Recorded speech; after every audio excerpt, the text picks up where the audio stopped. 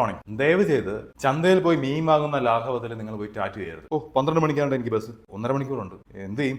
ഒരു ടാറ്റുവിന്റെ ബോർഡല്ലേ കാണും, നമുക്ക് അവിടെ പോയി ടാറ്റു ചെയ്തേക്കാം. ഇങ്ങനെ തോന്നിയ പോലെ ചെയ്യേണ്ട ഒരു സംഭവമല്ല ടാറ്റു. സംഭവം നിങ്ങളുടെ മനസ്സിൽ പച്ചകുത്തുന്ന കൊണ്ട് പുച്ഛിക്കുന്ന ഒരു സംഭവമാണെങ്കിലും സമയമെടുത്ത് നല്ല ടാറ്റു ആർട്ടിസ്റ്റുകളെ കണ്ടുപിടിച്ച് അവരുടെ വർക്കുകൾ റിസർച്ച് ചെയ്ത് അവരുമായിട്ട് പോയിരുന്ന് സംസാരിച്ച് സമയം ഫിക്സ് ചെയ്ത് ചെയ്യേണ്ട വളരെ അധികം കോംപ്ലിക്കേറ്റഡ് ആയിട്ടുള്ള ആർട്ട് ഫോമാണ് ടാറ്റു. നിങ്ങളുടെ ശരീരത്തിൽ ആ ടാറ്റു നിങ്ങൾ അങ്ങനെ ചെയ്തതല്ല എങ്കിൽ നിങ്ങൾ അതിലൊന്ന് സൂക്ഷിച്ച് നോക്ക്. ധാരാളം മിസ്റ്റേക്കുകൾ അതിൽ കണ്ടുപിടിക്കാൻ പറ്റും. ഈ മിസ്റ്റേക്കുകളൊന്നും നിങ്ങൾക്ക് അത് ചെയ്ത് ടാറ്റു ആർട്ടിസ്റ്റിന്റെ തലയെ കൊണ്ട് വെക്കാൻ പറ്റില്ല. കാരണം നിങ്ങൾ നിങ്ങളുടെ ടാറ്റുവിന് കൊടുക്കാത്ത ആത്മാർത്ഥയും കമ്മിറ്റ്മെന്റ് ഒരിക്കലും ഒരു ടാറ്റു ആർട്ടിസ്റ്റിന് നിങ്ങൾക്ക് തരാൻ പറ്റില്ല. നിങ്ങളുടെ ശരീരത്തിൽ ലൈഫ് ലോങ് കിടക്കാൻ പോകുന്ന ഒരു മാർക്ക് എത്തരത്തിൽ വേണമെന്ന് തീരുമാനിക്കേണ്ടത് നിങ്ങളുടെ മാത്രം റെസ്പോൺസിബിലിറ്റിയാണ്. അത് ലൈഫ് ലോങ് വളരെ സൗന്ദര്യമുള്ള വളരെ ബ്യൂട്ടിഫുൾ ആയിട്ടുള്ള ഒരു ഡ്രോയിങ് ആയിട്ട് ശരീരത്തിൽ ഉണ്ടാവണോ, അതോ എന്നോ പറ്റിയ അബദ്ധത്തിന്റെ ഒരു വലിയ മിസ്റ്റേക്ക് എന്ന രീതിയിൽ ശരീരത്തിൽ കിടക്കണോ, ഇത് ഇനി എന്ത് ചെയ്യാൻ പറ്റും എന്നുള്ള രീതിയിൽ ശരീരത്തിൽ കിടക്കണോ എന്ന് ചിന്തിക്കേണ്ടത് നിങ്ങളുടെ ഉത്തരവാദിത്തമാണ്. ഞാൻ ചോദിക്കുകയാണ്, നിങ്ങളുടെ ശരീരത്തിലുള്ള ടാറ്റു നിങ്ങൾ 10ൽ എത്ര മാർക്ക് കൊടുക്കും? 9, 8 ഉള്ളിൽ തട്ടി നിങ്ങൾക്ക് എത്ര മാർക്ക് കൊടുക്കാൻ പറ്റും? 10ൽ എത്ര മാർക്ക് കൊടുത്താലും അത് നിങ്ങൾ ആ ടാറ്റുവിന് കൊടുത്ത സമയത്തിനും കമ്മിറ്റ്മെന്റ്സിനും ആത്മാർത്ഥതയ്ക്കും